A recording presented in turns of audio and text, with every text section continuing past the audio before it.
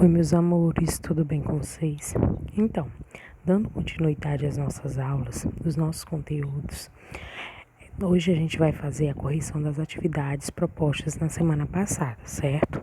Então, vocês vão pegar o caderno de vocês, o livro de vocês e vão acompanhar com a correção junto com a tia Paula.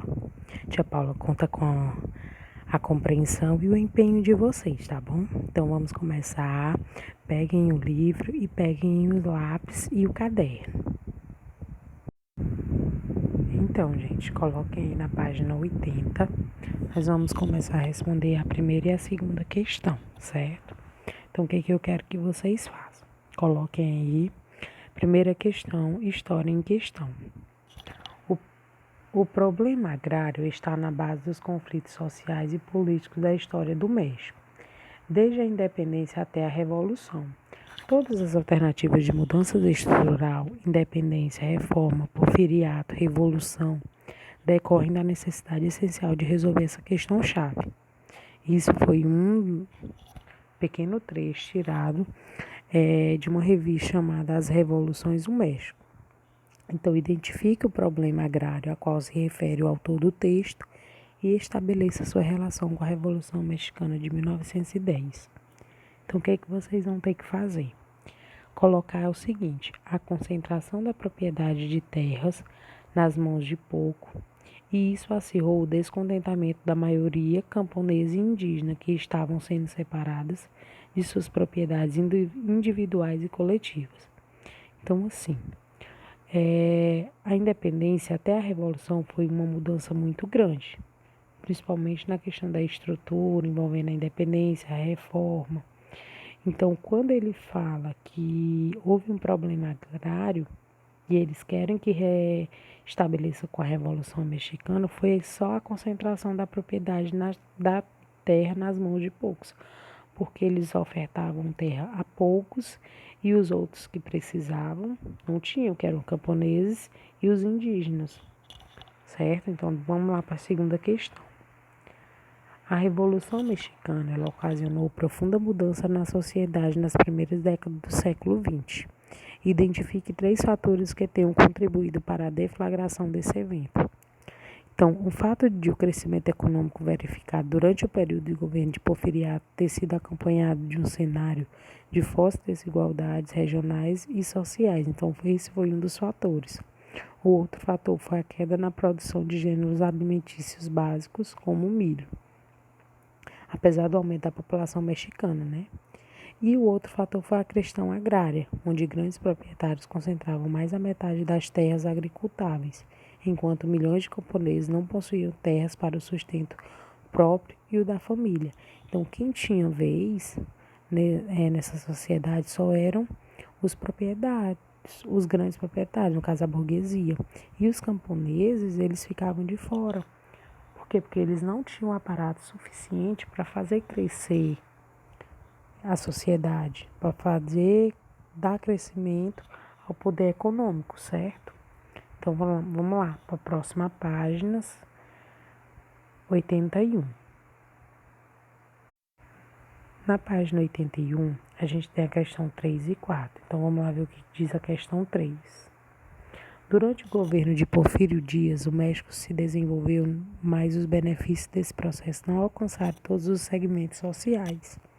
Havia muita pobreza no campo e nas cidades, e os camponeses reclamavam das terras para trabalhar. Explique como a Revolução Mexicana de 1910 se contrapôs ao projeto porfirista do governo. Então, ele quer saber qual a contradição ao projeto de Porfírio, quando ele estava no governo. A ditadura de Porfírio esteve associada à expropriação de terras indígenas, a redução de áreas das culturas de subsistência para a acomodação de companhias norte-americanas e a atração de investimentos estrangeiros em geral. Então, esse tudo foi a contraposição que se deu através do governo porfirista. Quarta questão. A ditadura de Porfírio Dias produziu no México uma situação de superficial bem-estar econômico, mas de profundo mal-estar social. Por quê? Porque ele levou muita economia do país, porém a sociedade foi decaindo. Então, fizeram-no chefe de uma ditadura militar burocrática destinada a sufocar e reprimir reivindicações revolucionárias. O povo não tinha vez. Amparava-se na capitalista estrangeiros, tratados então como especial favor. Nesse contexto, que grupos sociais políticos se opuseram à ditadura de Porfírio Dias e desencadearam o processo na Revolução Mexicana. Então, ele quer saber quais foram os grupos sociais. O domínio político de Porfírio Dias foi questionado por grupos liberais, que eram aqueles grupos liderados por Francisco Madero, falei na aula passada, contrários à reeleição de Dias, já por esse mecanismo se tornasse ditador. Os liberais também foram apoiados por líderes populares como Emiliano Zapata e Pancho Villa, que eu também falei que foram eles que mobilizaram a população pobre e expropriada para o movimento, ou seja, os camponeses e os indígenas.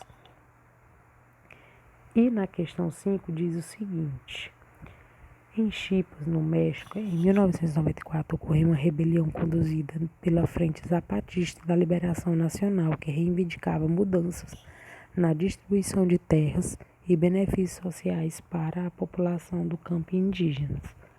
Explique a razão do nome utilizado pelo grupo revolucionário mexicano.